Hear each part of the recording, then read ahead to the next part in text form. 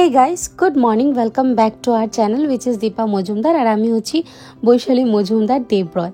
আর স্ক্রিনে যাকে দেখতে পাচ্ছ সে হচ্ছে প্রণো বৈশালী মজুমদার। ইয়েস, আমার বেবি, আমার বয়। তো গুড মর্নিং বলে আজকের ব্লগটাকে স্টার্ট করলাম বিকজ এটা খুব সকালের একটা সিন। মা সকালে ব্রুনোকে খাইয়ে দিচ্ছে। ও বেসিক্যালি সকাল সকাল উঠে যায় আর্লি মর্নিং, তো ওকে একটা রুটিন আছে, সকালে ঘুম থেকে উঠে সুসু করে এসে তারপর ডগ ফুডটা কি হয় ও নিজের থেকে খেতে চায় না, ওকে খাইয়ে দিতে হয়। তো সেটাই মা করছে, আমার ডিউটি মা এখন পালন করছে। তো আজকে পুরোপুরি ব্লগটা মাকে জুড়েই হবে। তো উইদাউট এনি ফার্দার এডু চলো আজকের এই ব্লগটাকে স্টার্ট করছি। অ্যান্ড আই হোপ কি তোমাদের আজকে এই ব্লগটা দেখতে খুব খুব খুব ভালো লাগবে।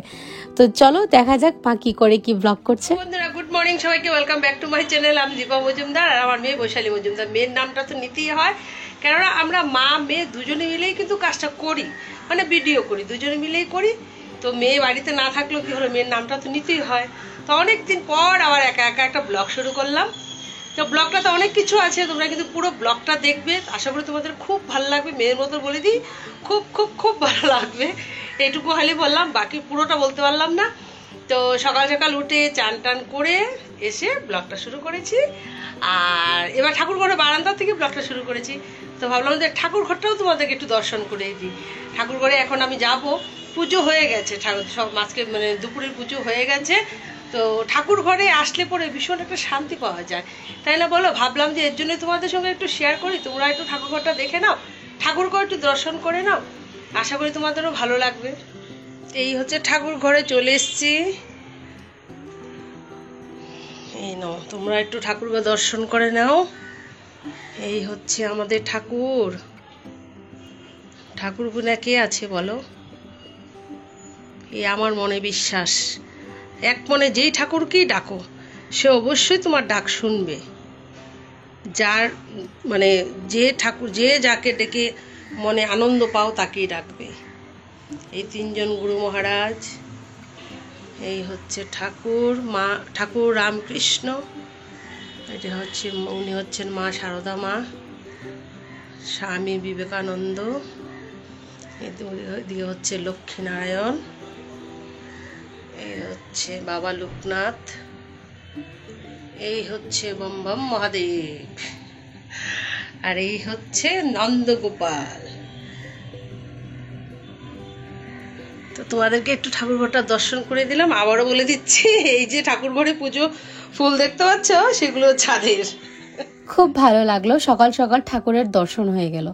আজকে তোমাদের সাথে সাথে আমিও পুরো ব্লগটা দেখব, মা কী করে ব্লগটাকে শ্যুট করলো, কি কি রান্নাবাড়া করলো, বাড়িতে কে কী করছে না করছে সব কিছুই। তো অ্যাকচুয়ালি আমার ভয়েস দিতে হচ্ছে জাস্ট বিকজ অফ মা ওইখানে আর আমি এইখানে। মা আমাকে ভিডিও বানিয়ে পাঠিয়ে দেয়, তারপর আমি এডিট করে আপলোড করি। তো সেটাই চলছে আর কি। তো আপাতত দেখা যাচ্ছে কারকুলের পুরের প্রিপারেশন হচ্ছে। কাদের কাদের কারকুলের পুর খেতে খুব প্রিয় সেটা অবশ্যই কিন্তু কমেন্ট করে জানিও। অনেকে অনেক রকম করে কারকুলের পুর তৈরি করে, অনেকে শুধু পেঁয়াজ রসুন দিয়ে করে, অনেকে শীতল মানে শুটকি মাছ দিয়ে করে, অনেকে কাঁচা কারকুলের পুর করে। তো আমাদের বাড়িতে সব রকমই হয়ে থাকে। তো আজকে কীরকম তৈরি হবে সেটাই তোমাদের সাথে বেসিক্যালি শেয়ার করব। ফার্স্টে কারকুলগুলো নিয়ে ছাল ছাড়িয়ে তারপর এই বীজগুলো চামচের সাহায্যে উঠিয়ে নিতে হবে। তো আর যেটা বানানো হচ্ছে সেটা হচ্ছে কাঁচা কারকুলের পুর, যেটা আমাদের বাড়িতে সবাই খুব পছন্দ করে, বিশেষ করে আমার মা এবং বাবা দুজনাই খুব পছন্দ করে। আচ্ছা, কারকুলের পুর বানাতে কি কি লাগে সেটা তো তোমরা যা দেখাবো তোমাদের, তার আগে বলে দিচ্ছি এই যে গোটা গোটা বীজটা বের করা হয়েছে এটা একটু থেতো করে নিতে হবে, তার মধ্যে সামান্য একটু নুন দিয়ে মেখে রেখে দিতে হবে। তাতে কি হবে, এই যে কারকুলের যে বিচিটা বেরিয়েছে সেটা অল্প নরম হয়ে যাবে। তো ওইটা শুধু নুন দিয়ে ম্যারিনেট করার মতনই একটা প্রসেস তোমরা ধরে নাও। যাই হোক, এদিকে মা নুন মাখিয়ে রেখে দিয়েছে, সেটা অল্প আস্তে আস্তে মজুক। আর এই সাইডে সকালে ব্রেকফাস্টে আজকে বাড়িতে কি হয়েছে সেটাও চলো দেখি। আমার না ভীষণ লোভ করছে দেখে, জানো, ফুলকো লুচি। ফুলকো লুচি কার না ভালো লাগে বলো। বেসিক্যালি ভাই খেতে চাইছিল না, তো এই ভাইয়ের জন্য স্পেশালি লুচিটা বানানো হচ্ছে আর কি। রুটি আর সবজি বানানো হয়েছে, বাট ও হঠাৎ করে বলছে ও সেটা খেতে চাইছে না, তো তার জন্যই মা ওকে লুচি বানিয়ে দিচ্ছে। সেটা মা আমাকে ফোন করে অবভিয়াসলি গল্প করেছে বলেই তোমাদের সাথে আমি আজকের এই গল্পটা শেয়ার করতে পারছি। কাদের কাদের ফুলকো লুচি খাওয়ার থেকে বেশি দেখতে পছন্দ সেটাও কিন্তু অবশ্যই কমেন্ট করে জানিও।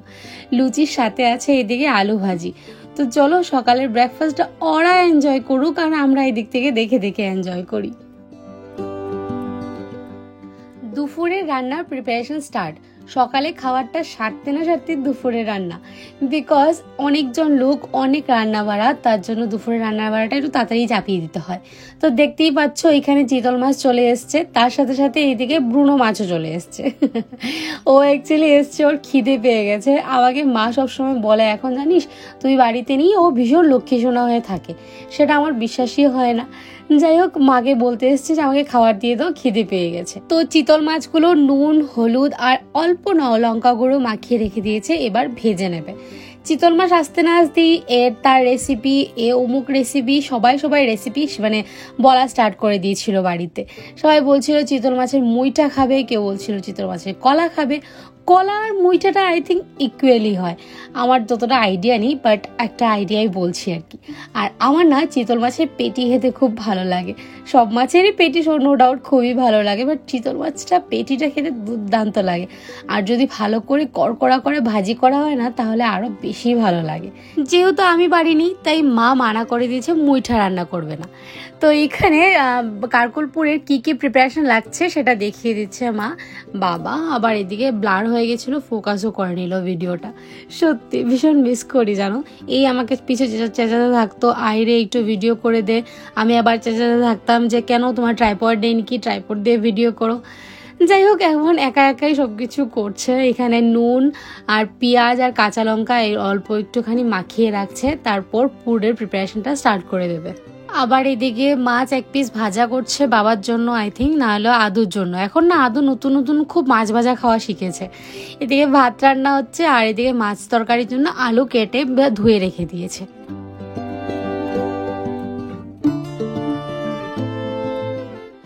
এবার সেই তেলেই আলুগুলো ঝেড়ে অল্প অল্প করে ভাজা ভাজা করে নেবে, তারপর তরকারিটা রান্না করবে।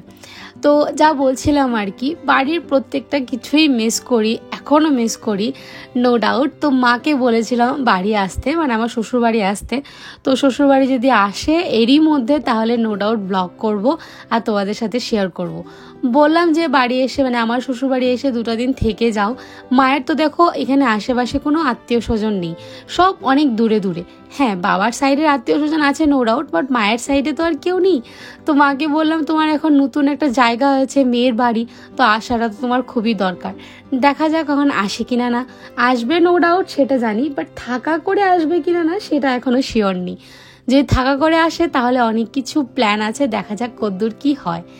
এইবার কারকুল যে বিচিটা নুন দিয়ে ভিজিয়ে রেখেছিল, মেখে রেখেছিল, সেটা দেখো জল ছেড়ে গেছে।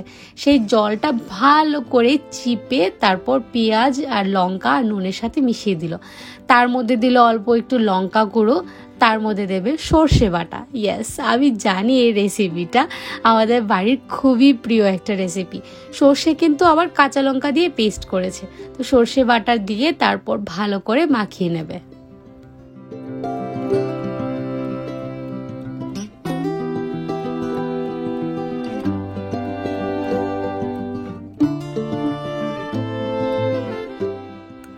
ভালো করে মেখে রেখে দিল আর তারপর আস্তে আস্তে স্টাফিংগুলো ভরে নেবে কারকুলের ভিতর। আমার না এই যে শুটকি মাছ দিয়ে, মানে শীতল দেওয়া কারকুলের পুর, যেটা কাঁচা ভাষায় আমরা বলে থাকি, সেটা আমার খেতে খুবই ভালো লাগে। আমার নর্মালি এইভাবে যে মা করছে সেটা আমার এতটা পছন্দ নয়, বাট শুটকি মাছ দিয়ে শীতল দিয়ে যখন করে তখন আরও দুর্দান্ত লাগে খেতে।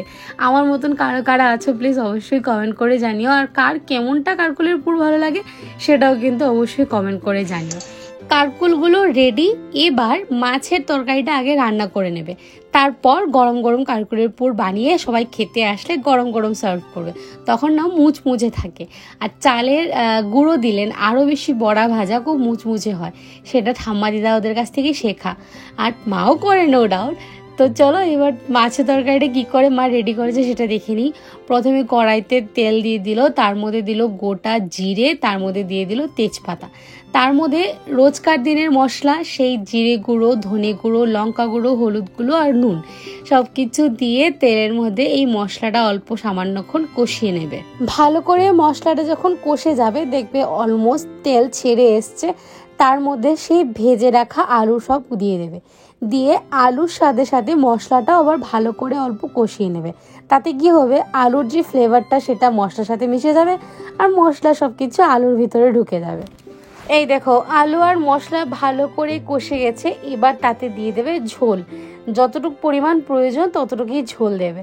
বাট কি জানো, আমাদের বাড়িতে আবার সবাই ঝোলটা এতটা পছন্দ করে না, সবাই একটু মাখো মাখোটাই পছন্দ করে। এক গাদি ঝোল দিয়ে দিলে না সেটা আবার সবাই এতটা পছন্দ করে না। এবার ঝোলটা ফুটে গেছে, এবার ভেজে রাখা চিতল মাছগুলো সবটা একটা একটা করে সব কিছু ঝোলে দিয়ে দেবে। ঠিক আছে চলো এবার মাছটা আস্তে আস্তে ফোটুক, তার সাথে সাথে আমরা কারকুলের পুরটা এবার ফাইনালি ফিনিশ করি। বাস এবার যে আমরা বেসন গুলে রাখি, অনেকে চালের গুঁড়ি দেয়, আবার অনেকে আটা দিয়েও মাখে। তো এখানে মা বেসন দিয়ে তার মধ্যে অল্প একটু নুন, হলুদ আর লঙ্কা গুঁড়ো দিয়েছে, তার মধ্যে দিয়ে দিল গোটা কালো জিরে, দিয়ে ব্যাটারটা তৈরি করে দিয়েছে। তারপর এই ব্যাটারের মধ্যে একটা একটা পুর দিয়ে ভালো করে ব্যাটারে চুবিয়ে ডোবা তেলে সুন্দর করে ভাজতে হবে, একদম অল্প আছে যাতে কারকুলটা সেদ্ধ হয়। তোমরা পুরোটা প্রসেস দেখতে পারলে পুরোটা কিন্তু কাঁচা, ভিতরের যে স্টাফিংটা আছে সেটাও কাঁচা আর কারকুলটাও কাঁচা, তো এটা অনেকটা টাইম লাগবে সেদ্ধ হতে। তো ভালো করে একদম অল্প আছে ঢেকে রেখে দিতে হবে অনেকক্ষণের জন্য।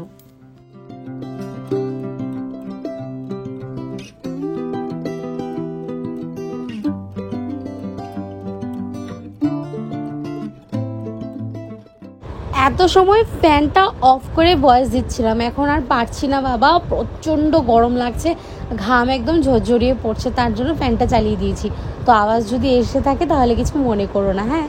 তো এবার কারকুলটা এক পিসটা ভালো করে সেদ্ধ হয়ে গেছে, তার জন্য মা উল্টে দিল, আবার আঁচ কমিয়ে ঢাকা দিয়ে রাখবে, তাতে কি হবে ভালো সেদ্ধ হয়ে যাবে।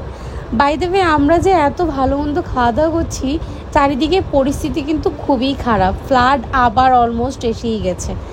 যাই হোক এখানে আজকে দুপুরে কী কী রান্না হয়েছে সেটা দেখে নিই চলো। এখানে হচ্ছে গরম ভাত, কারকুল পুর, মিষ্টি কুমড়ো বড়া, তার সাথে হচ্ছে ডাল, আর এখানে চিতল মাছের তরকারি আলু দিয়ে, আর রাত্রিবেলার জন্য চাল কুমড়ো দিয়ে মাছের মাথা দিয়ে তরকারি।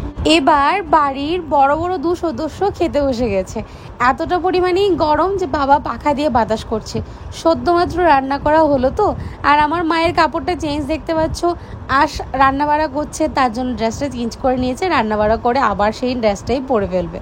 আর তোজোকে না আমরা এখন থেকে সব কিছু অল্প অল্প খাইয়ে খাইয়ে হ্যাবিট করাচ্ছি, চিতল মাছ বলো আর বড় মাছ বলো আর ছোটো মাছ বলো সব কিছুই ও খায়, শাক সবজি সব কিছুই অল্প অল্প করে খাইয়ে ওকে হ্যাবিট করানো। আর নিচে কাকিমণি তারপর সবাই খেতে বসে গেছে, আর উপরে আরও 2জন খেতে বসবে। এখানে মা কিন্তু উপরেই বসে খাবে, বিকজ মায়ের এত পায়ে যন্ত্রণা, মা নিচে একদমই বসতে পারে না গো। তো যাই হোক খাওয়া দাওয়া শেষ, এবার মা আমাকে বলল জামাই যে আমাকে শাড়িটা দিল সেটা তো কাউকেই দেখানো হয়নি, তো তার জন্য একটু ভিডিও করে পাঠালো আমাকে। এই শাড়িটা জামাই ষষ্ঠীতে মা পেয়েছে আর কি, মানে আমার বর দিয়েছে, সেম শাড়ি শুধু কালার চেঞ্জ, বাকি প্রত্যেকে 5 জনের 5টা কালার নেওয়া হয়েছে। তো এই কালারটা আমার শ্বশুরমশাই পছন্দ করেছে আমার মায়ের জন্য। যখন আমরা বাজার করে এনে রেখেছিলাম তখন শ্বশুরমশাই বলছিল যে এই রঙটা তোমার মাকে খুব মানাবে, তো এই রঙটাই মায়ের জন্য নিয়ে যাও।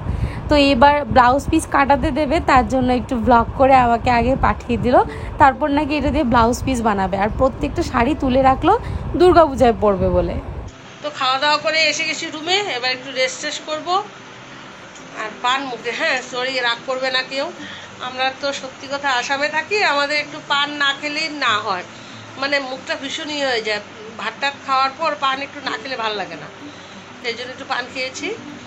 আর সত্যি কথা বলতে কি জানো, এই যে সময়টা মানে এখন যে টাইমটা আমি খাওয়া দাওয়া করে এসেছি, এসে বসেছি, এবার শোবো, রেস্ট করবো, এই সময়টা না ভীষণ মেয়েকে মিস করি গো, ভীষণ মেয়েকে মিস করি। এই সময়টা ও এখানে শোয়, আমিও শোয়, দুজনে শুয়ে একটু গল্প টল্প করি, ভাল লাগে। কেননা এই সময় তো দুপুরবেলা, মানে দুপুরবেলা বলতে কি বিকেল বিকেল হয়ে গেছে, সবাই তো খাওয়া দাওয়া করে একটু রেস্ট করছে, সবাই যার যে রুমে রুমে চলে গেছে। আর তখন মেয়েটার কথা ভীষণ মনে হয়, তখন মনে থাকলে তো একটু গল্প টল্প করতাম, তারপরে আচ্ছা একটু শুয়ে থাকতাম। এই আর কি ব্যাপার, কিচ্ছু করার নেই বলো, কিচ্ছু করার নেই। মেয়ে বিয়ে দিয়েছি, মেয়ে তো শ্বশুরবাড়িতে যাবে, তাই না? আর এই যে ভিডিওগুলো করছি, ভিডিওগুলো করে সব মেয়েকে পাঠাবো, মেয়ে এডিট করে তারপরে তোমাদেরকে ভয়েস দিবে, তারপরে মেয়ে ছাড়বে। আমি তো এডিটিংটা এখনো শিখে উঠতে পারিনি গো, মেয়ে কোনো সময় গরম হয়ে যায়। মা একটু তুমি একটু শিখে নাও না, থাক তুই করবি। এই আর কি ব্যাপার। ও যদি আসে কখনো দিয়ে দিই, আর না হলে মানে পাঠিয়ে দিই হোয়াটসঅ্যাপে। এই আর কি। তো ঠিক আছে, আজকের আর ভিডিওটা আর বড় করছি না, এখানে শেষ করে দিচ্ছি। আজকের ভিডিওতে যদি তোমাদের কিছু ভালো লেগে থাকে তাহলে লাইক শেয়ার কমেন্ট করতে একদম ভুলবে না। আর যারা নতুন বা প্রথমবার দেখছো চ্যানেলটা সাবস্ক্রাইব করে দিও, ঠিক আছে? আবার দেখা হচ্ছে নেক্সট একটা ভিডিওতে। টাটা।